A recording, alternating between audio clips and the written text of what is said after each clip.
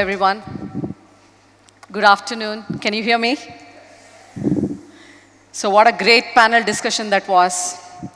I think they were not getting off the stage, right? I mean, obviously, it was such an interesting conversation. My name is Manjula Nanjappa, as introduced. I'm the director for Compute Services, heading infrastructure at Allstate, India. While as a role, I head the infrastructure for India, today I'm going to talk something else. So I'm going to talk about coaching.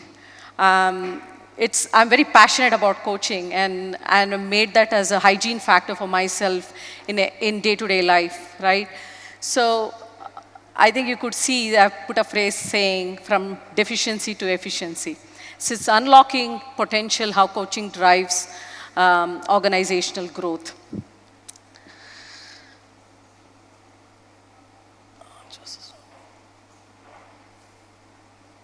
Okay, so how many of you feel coaching is an essential skill for any organization to thrive and to outsmart performance? How many of you believe that? Yeah, so I see all the hands raising there, right? So obviously, coaching is definitely essential and integral part of the organization if I want to outperform and to be a competent leader in the market. Why are we even talking on this topic? I think, like all of us realize, everybody needs a coach, and including myself. If I'm standing here today, the very reason that I'm heading infrastructure, having 25 plus of years of experience, it hasn't been an easy journey. And I'm sure in the previous discussion, panel discussion as well, folks were saying, kind of bias and even the way we are programmed, right? I think we have to break all those programs. We all have blind spots and things like that. And so obviously, it's because none of us are self-sufficient, right? We are not self-sufficient. We have blind spots that we need to realize to become a better version of ourselves. We all want to remain healthy. I think that's something that all of you can relate to in today's world, right? But are we really healthy? I mean, unless you go to a doctor or if you have a problem that you encounter, you wouldn't really understand there's something deficit in your body, right? So, but we may have many deficiency. We don't know unless we believe, okay, my hand is hurting or my leg is hurting or something else, and then I believe that, okay, this is what is deficient in my body, and then I start taking those vitamins. Similar to this analogy, I would want to say that we all have aspirations in this industry, right? I mean, each of you come in from different backgrounds. So we all have aspirations, but we have many deficiencies, and the deficiency can vary from person to person. And then it could be to do with your own self-esteem. Standing here and speaking in front of you, I would say that was one of my deficits at one point in time. I had a fear of public speaking. Okay, and if I'm speaking here today, it is that practice that I have, the practice and the enablement of my own journey that is making me stand here and speak in front of so many people, right? So I too have that deficiency, and so are you, right? So from the confidence to speak or to even having those soft skills, the leadership to drive large organizations, I don't think it comes in like, okay, I just start the journey and I can just take over and do it, right? I think some of you are my colleagues, and today I'm, heading about 900 plus people in the organization, and I see that it's not an easy job because one of the most essential part is to do with coaching, right? Any of you recognize this person here? Any guess? No guesses? I thought he's very famous. Achrekar? You got it right. So he's the coach for Sachin Tendulkar, right? And similarly, I think, do you all know who is the coach for Dhoni? Keshav Banerjee. why I'm talking about them is that every field, be it sports to the software to any field that we talk about, including our life, we have a coach. We have a life coach today, and we have, our own professional coaches that are there in many industries. So if you look at it, earlier, somebody like him, right, Achrekar, he realized the potential of Sachin, and so is MS Dhoni's coach, who is Keshav Banerjee. If you all don't know the story of MS Dhoni was a football player and he was a goalkeeper. Today, do you even realize that he's no more a football player? Maybe if he would have pursued his career there, he would have been famous, but would he have been this famous like what he is today? He's a batsman and wicket keeper, right? So I would say that everyone needs a coach. So what is this coaching all about? So if I have to tell in the normal way of, professional explanation, it is just a process aimed at unlocking individuals' potential. I think each of us come in with great potential. At my home, I have 2 daughters. In the evening when we are generally talking and one of my daughters says, can we go to a restaurant? And she wants to eat Chinese or something else. When we go to the restaurant, it's a great food because she wants to eat Chinese. But my younger daughter says, no, I don't want to eat there because it's too much rush and queue and she doesn't want to stand in queue. So what does that mean, right? Each one of us wants something else. Like one looks at the food, the other is looking at the queue, right? I mean, it is such simple thing about even choosing the food, but we are so different in the way we operate. Each of us have different potential in ourselves and the skills, the abilities, capabilities. And just at home, who are so young, they think so differently. So at that level, if people are thinking differently, imagine in the office that we work with and with the colleagues that we work with and, in the environment we are in, there is so many different behaviors, abilities that we bring on to operate in the organization. And I'll give you an example. How many of you felt walking out of a meeting room that somebody is taking a spotlight? Anybody felt that way? Only one? So I think I see the raising hands. The smile on your face says it all. A lot of times you get into a meeting room and then you see that only few people take the spotlight. Or only few people are talking, right? Or they're gaining that, they are very domineering in the meeting. Why is that? Is it that they have higher potential than you have? Absolutely not. I think it is just that we have not unleashed that potential, right? We haven't unleashed that potential. And a lot of times, I have people coming back and telling me, I don't like to work with that person. He's not having a good behavior or showing an attitude and things like that. And it happens in our day-to-day life. And it's a common thing in our organization. Every organization you see, right, there's some kind of a bias or they have better abilities than the other. Is it the skill or the will? Right? Is it the will to change yourself or is it just the skill? Right? And all skills can be acquired. And it is not, like I said, I had the fear of public speaking and today if I'm standing here, it's just a practice. So anything can be acquired. Obviously, you need to have some abilities in cases where you need to make a difference. But I would say that it involves certain practice, and that's why I say it involves skilled coach providing guidance, feedback, and support to help individual grow and develop professionally. So, why organization really needs coaching?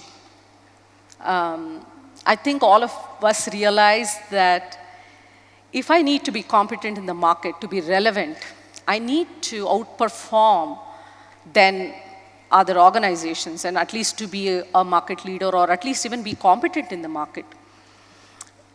And if organizations are not investing that kind of effort in people to develop them, then you cannot be innovative. And why do I say that?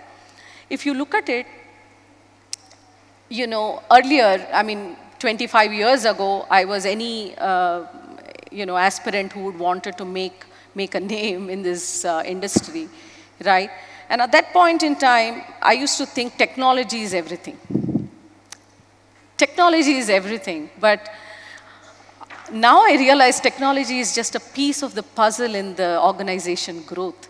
It is really not the only, ingredient that is required to make organizations successful.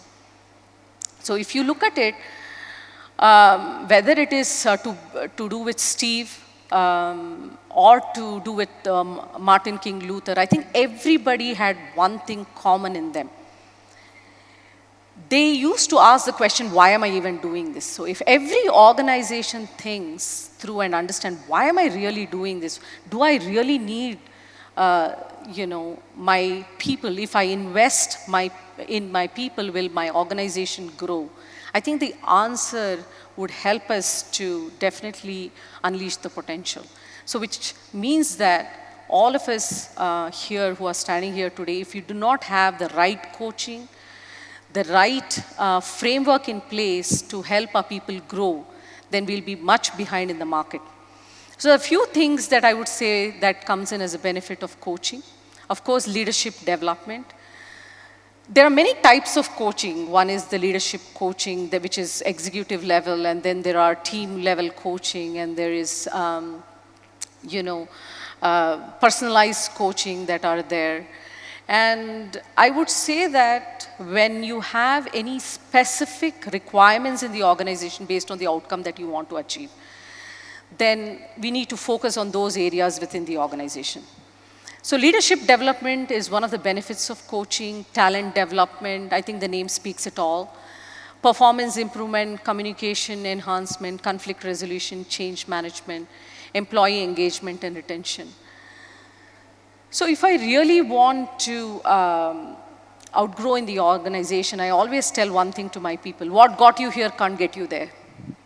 So if you're here today and if you want to go beyond and to a point that you have envisioned for yourself, the journey doesn't end here, right? Sometimes, a lot of people say, by luck I got here.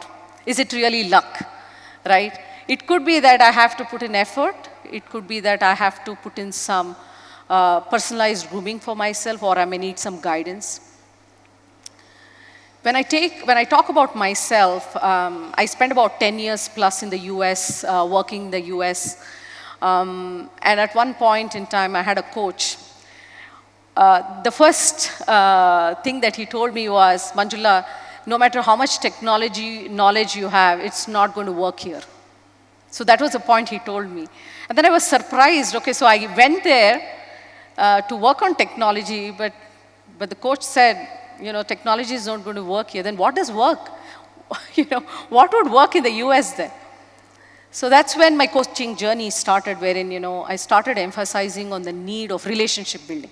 So at that point in time, all I focused was on technology, and, I would say work talks for itself. So that was my motto at that point in time. Work talks for itself. I don't even have to do anything else. But then I realized that it's not just technology, it's not just work that I'm focusing on, there's much more. So that's when my leadership development started, and I started getting groomed on several skills that are required. Every time I feel that I've learned something, there's something else coming in the way. So today, they say political acumen. Oh, we need to develop political acumen. So there are so many skills that are unearthed today that, when you start getting into those situations, and the situation defines the skills that you need to develop. Right? So I think these are all self-explanatory, but I would say that these are the benefits an organization can get by coaching. So there are many coaching models. I think one size doesn't fit all, right? I think you all know that anyway, right? In our organization, at least I have worked on a couple of these models like Grow and Fuel. Right? There are many models, structured way of doing. So there is always a method to the madness, right? So we are in this mad world of competing with each other, and then you definitely need to put some method and a structure to it. Otherwise, we get lost in this. And hence I would say there are some popular effective coaching models that are there, like, Grow, Clear, Oscar, Fuel, Whoop, and all of that. We have worked on a couple of them, like Grow and Fuel. And if you look at it, Grow is about setting goals, and R is reality, and O is options, and W is way forward or will. And similarly, Fuel is like frame and understanding, evaluating options, laying out options. And if you look at it, all of these framework talks about very few things in particular, that if you need to achieve something, you need to have your goals laid out very well. The goals, of course, have to be SMART. I think most of you know the SMART framework if you've been working in the industry for a long time. It has to be specific, it has to be measurable, right? It has to be attainable, realistic, and need to have time-bound data, right? So if you look at it, all of them focus on the same thing, right? It is understanding what an individual want to aspire. Now, if organization want to invest in you, your motivation has to be aligned with that as well, because, organization can invest a lot of money, but if we are not invested in it, I don't think we can make a change. Now, if I ask you one question, how many people does it take to make one change? Any guesses? One? And that's yourself, right? Yeah. So I think that's what I learned at one point in time. I think a lot of people that I have worked with have always told, including myself, I think in the beginning of the career, okay, this is coming in the way for me, or this is not working out for me. I think it was always pointing at, okay, I'm not getting the opportunity, but am I really working towards it? Am I really putting an effort to make that change for myself, to put those goals for me that I can achieve, right? To start with, I think if you don't know what you want to achieve, it's going to be hard for you to achieve that. Right? To unleash those potential, I think you need to know what you want to do, where you want to go.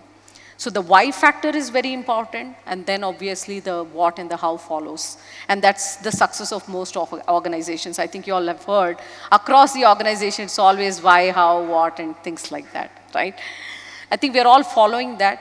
And if you look at it, Whoop as well talks about wishes, obstacles, outcomes, and things like that.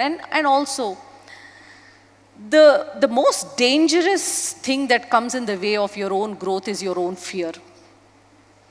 So the coaching exercise, right, when we get into a coaching exercise, the coach, whoever is into it, a good coach will always try to unleash the potential in you. They're going to ask you those questions. They're not going to define and guide you of what needs to be done, but they're going to make you explore the opportunities, evolve, understand what are those things that you need to solve for, what are those obstacles that are coming in the way of your own success.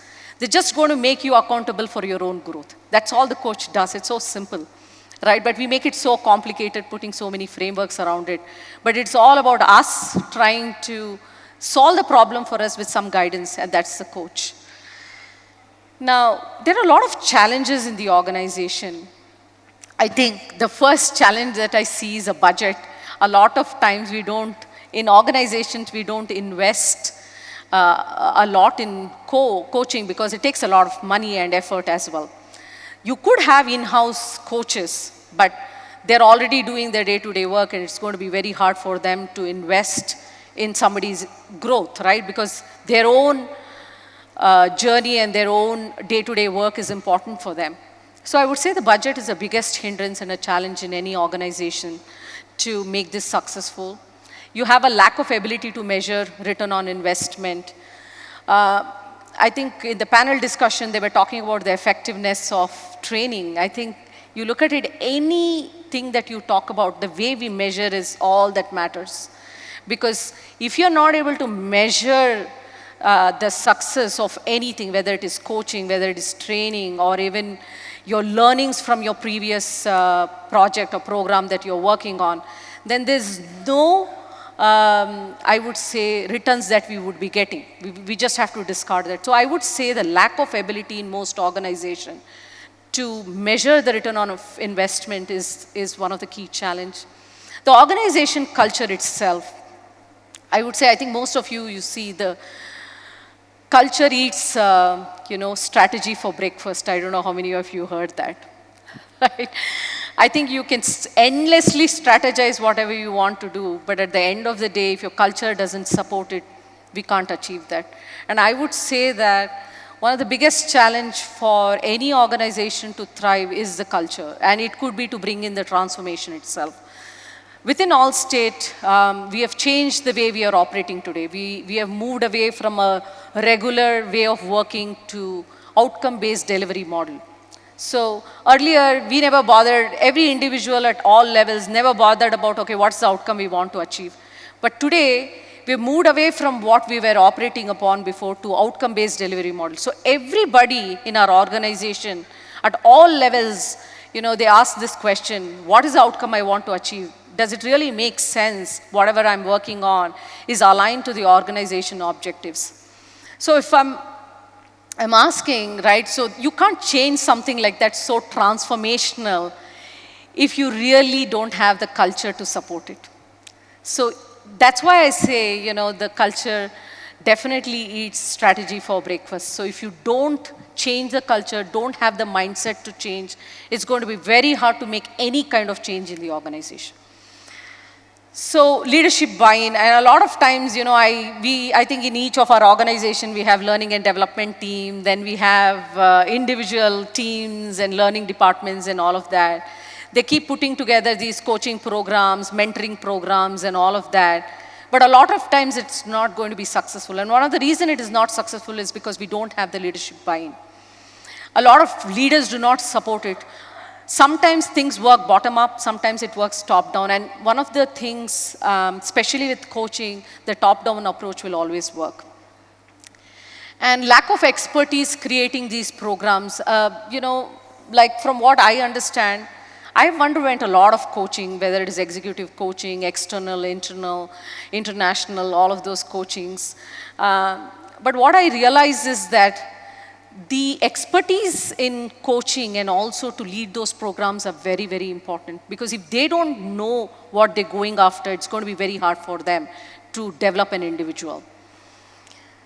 And the quality of coaches, it's like I said, right? I mean, I come up with one notion thinking that I know it all. When somebody give me a feedback in my performance review, I ask them one question, is this enough for a development of myself? So I think most of you have your performance reviews at the end of the year, right? And when your manager or your leader gives you feedback, you say, hey, it's the same feedback, it's not working out for me, right?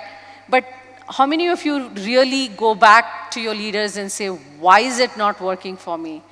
What is that I'm doing different than the other folks who have got higher ratings, right? I don't think we take that courage to ask that question, or probably you feel, this is not my place, or we give up easily.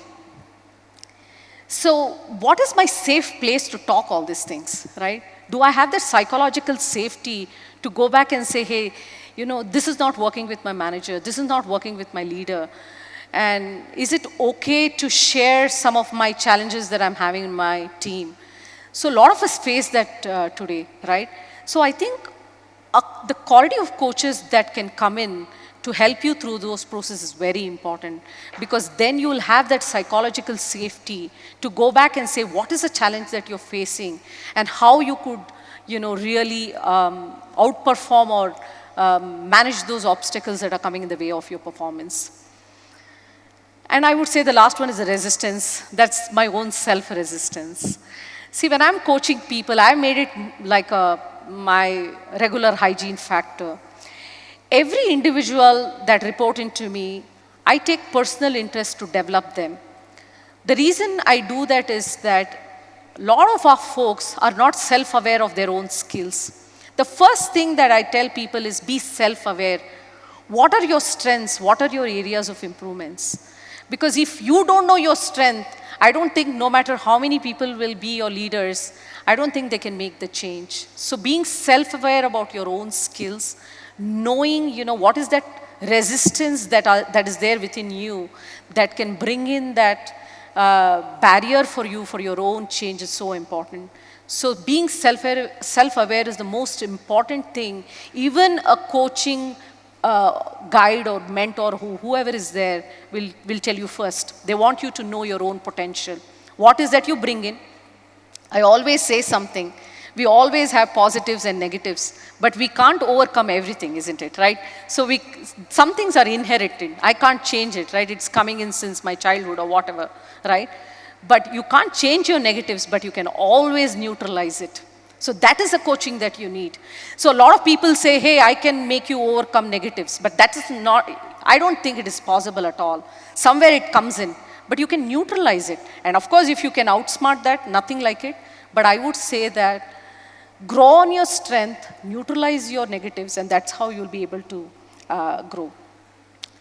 So there are some best practices in the organization, including ourselves. Not able to see that very clearly. I'll come in a little closer there. So you need to select coaches thoroughly. Identify those who benefit most from coaching potential and performance and development needs. I would say that a lot of our organizations, they just run these programs upon programs. I think you all can relate to it, right? We have several learning programs. And a lot of people just enroll themselves without even the need for it. Do you really have the need to grow? Do you even have the need to learn something? One is your own investment, the other one is the organization investment. And I think that if you don't select the right coaches for the programs, it doesn't make sense. You're investing in the wrong people.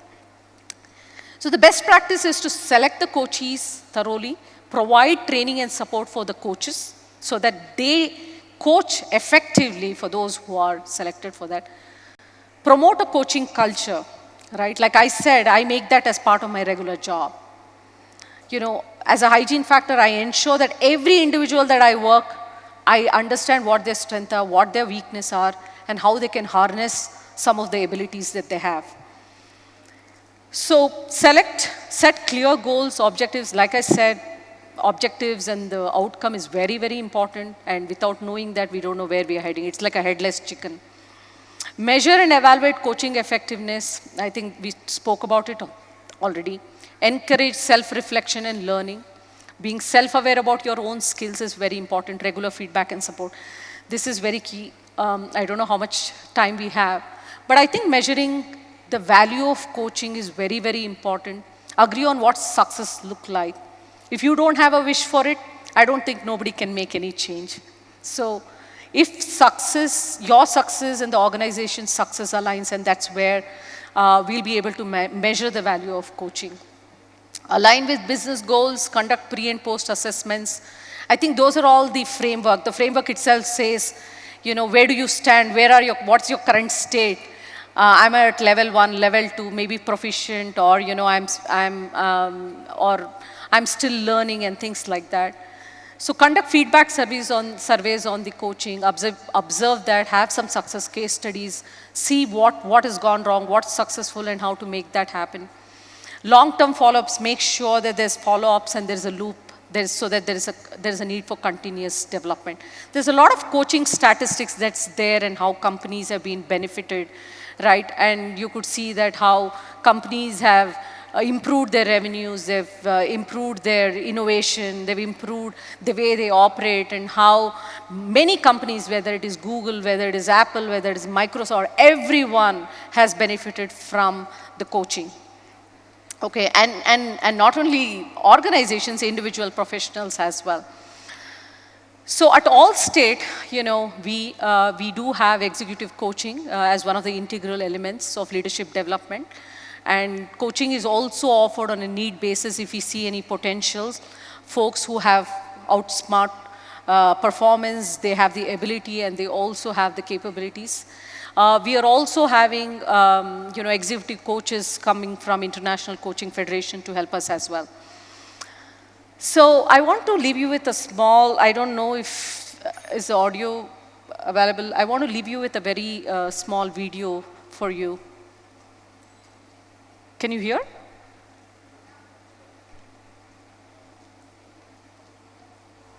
You can't play?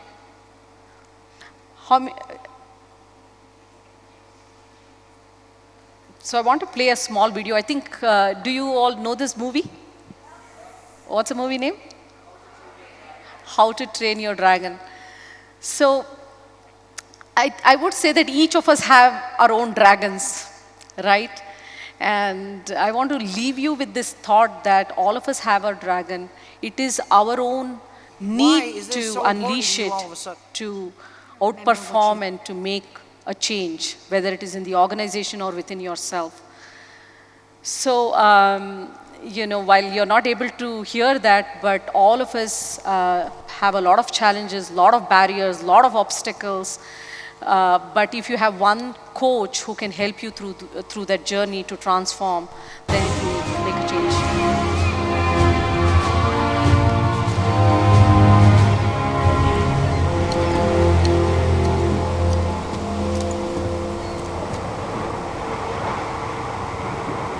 It's a mess. You must feel horrible. You've lost everything. Your father, your tribe, your best friend. Thank you for summing that up. Why couldn't I have killed that dragon when I found him in the woods? Would have been better for everyone. Yep, the rest of us would have done it. So why didn't you? Why didn't you? I don't know. I couldn't. That's not an answer. Why is this so important to you all of a sudden? Because I want to remember what you say right now. Oh, for the love of it, I was a coward. I was weak. I wouldn't kill a dragon. You said wouldn't that time. Okay, whatever. I wouldn't. 300 years, and I'm the first Viking who wouldn't kill a dragon. First to ride one, though. So... I wouldn't kill him because he looked as frightened as I was. I looked at him, and I saw myself. I bet he's really frightened now. What are you gonna do about it? Probably something stupid. Good, but you've already done that. Then something crazy. That's more like it. Thank you. That's a thought I wanted you to be with, that, you know, when we are on our own journey, if there's somebody to guide us, who don't have to tell you what to do, but make us realize our own potentials, then we'll be able to achieve anything. Thank you. Any questions?